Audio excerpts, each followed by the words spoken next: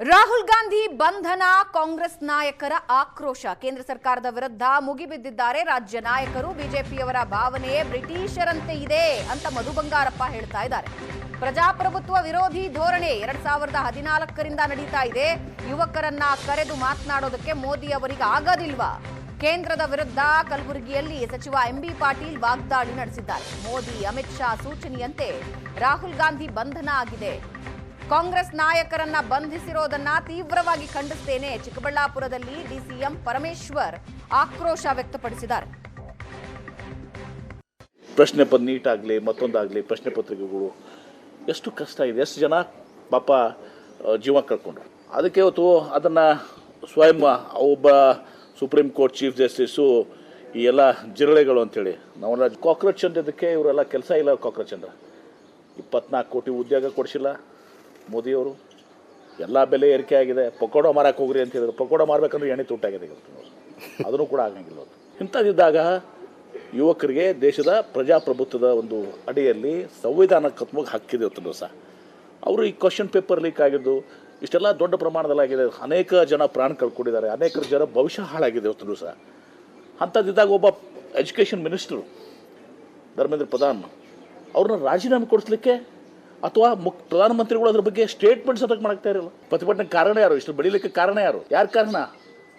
ಪ್ರಧಾನಮಂತ್ರಿಗಳು ಅದು ಆದ ಕೂಡಲೇ ಇಮಿಡಿಯೇಟ್ಲಿ ಕರೆಸಿ ಮಾಡಿಸಿ ಅವ್ರು ರಾಜೀನಾಮೆ ತಗೊಂಡ್ಬಿಟ್ಟಿದ್ರೆ ಇನ್ನೂ ಕೂಡ ಪ್ರತಿಷ್ಠೆಗೆ ಬಿದ್ದು ರಾಜೀನಾಮೆ ತಗೋತಾ ಇಲ್ಲ. ಈಗ 1 ನೇಷನ್ 1 ಇಲೆಕ್ಷನ್ ಸರ್ವಾಧಿಕಾರಿ ನಾಳೆ ಮುಂದೊಂದು ದಿವಸ ಚುನಾವಣೆನೇ ಆಗದಿದ್ರೆ ಅದು ನಾಮಕಾವಸ್ಥೆ ಚುನಾವಣೆ ಮತ್ತೆ ಇದನ್ನ ಡಿಕ್ಟೇಟರ್ಗೆ ಒಯ್ದ್ರು ಕೂಡ ಏನು ಆಶ್ಚರ್ಯಕರ ಅಲ್ಲ.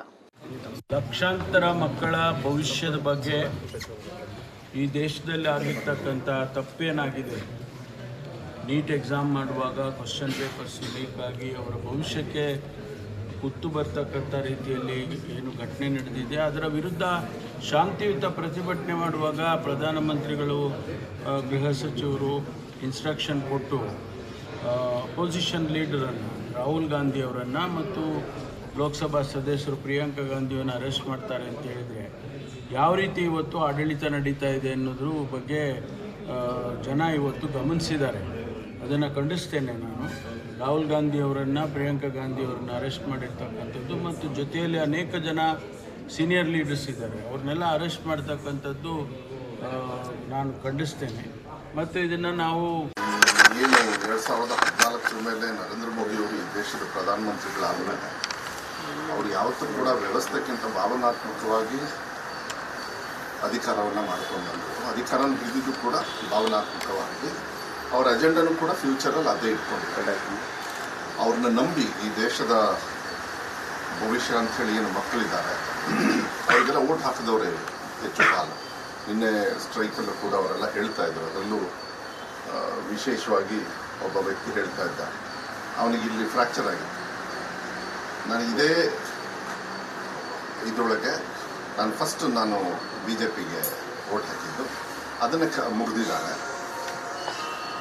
ಹೆಂಗೆ ಇವ್ರ ಭವಿಷ್ಯ ಏನಾಗುತ್ತೆ ಅಂಥೇಳಿ ನರೇಂದ್ರ ಮೋದಿ ಅವ್ರನ್ನೂ ನಿಲ್ಲಿಸೋದು ಗೊತ್ತು ಅಂಥೇಳಿ ಹೇಳ್ತಾರೆ ಒಬ್ಬರು. ಯಾಕೆಂದರೆ ಆ ಒಂದು ಮತನೇ ನರೇಂದ್ರ ಮೋದಿ ಅವ್ರನ್ನೂ ಕೂರಿಸ್ತದೆ, ನರೇಂದ್ರ ಮೋದಿ ಅವ್ರನ್ನೂ ಇಳಿಸ್ತದೆ, ನಮ್ಮಂಥವ್ರನ್ನೂ ಕೂರಿಸ್ತದೆ, ನಮ್ಮಂಥವ್ರನ್ನೂ ಇಳಿಸ್ತದೆ.